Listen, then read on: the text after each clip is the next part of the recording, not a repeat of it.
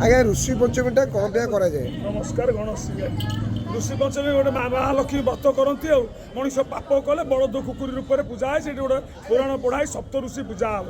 ଆଗରେ ମାର୍କଣ୍ଡ ଯିବେ, ପଛରେ ଲକ୍ଷ୍ମୀ ଯିବେ। ଲକ୍ଷ୍ମୀ ଯାଇ ସେଠି ପୂଜା ହେବ। ପୂଜା ହେଇକି ଗୋଟେ ପୁରାଣ ପଢ଼ା ହେବ। ପୁରାଣ ପଢ଼ାଟା ଘଣ୍ଟେ ଲାଗିବ, ପୂଜାଟା ଘଣ୍ଟେ ଲାଗିବ, ସପ୍ତ ଋଷି ଘଣ୍ଟେ 3 ଘଣ୍ଟାର କାମ ସେଠି।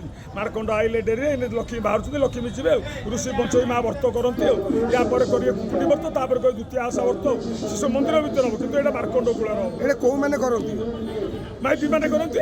ମାଇପି ମାନେ ଯେଉଁ ମେନ୍ ସେ ଛୁଆ ଗୋଳାନ୍ତି, ସେଇ ସକାଶେ ହେଉଛି କି କୁକୁରୀ ବଳଦ ହନ୍ତି ବୋଲି ପୂଜା କରନ୍ତି, ତାଦେହରୁ ଉଦ୍ଧାର ହନ୍ତି ବୋଲି ଏଇସବୁ କାମ ଦିଅଙ୍କର। ଆଉ କ'ଣ ସେଠି ପୁରାଣ ପଢ଼ା ଲାଗିବ ଘଣ୍ଟେ। ସେଠି ବହୁତ ଲୁଗାପଟା ଏକା ସବୁ ଲୋକମାନେ ଦିଅନ୍ତି ମାର୍କଣ୍ଡଙ୍କ କୂଳରେ। ମାର୍କଣ୍ଡ ଋଷି କଠୋର ତପସ୍ୟା କରି ମାର୍କଣ୍ଡ ପୋଖରୀ ଖୋଳେଇଥିଲେ। ଯେତେକ ବର୍ଷକ ନୀତି ହୁଏ ମାର୍କଣ୍ଡ କୂଳରେ ବେଶୀ ନୀତି ହୁଏ। ମାର୍କଣ୍ଡ କୂଳରେ ମାର୍କଣ୍ଡ ଉପରେ ଲକ୍ଷ୍ମୀ ବସିକିରି ସେଠି ସବୁ ନୀତି ଏକା ହେବ।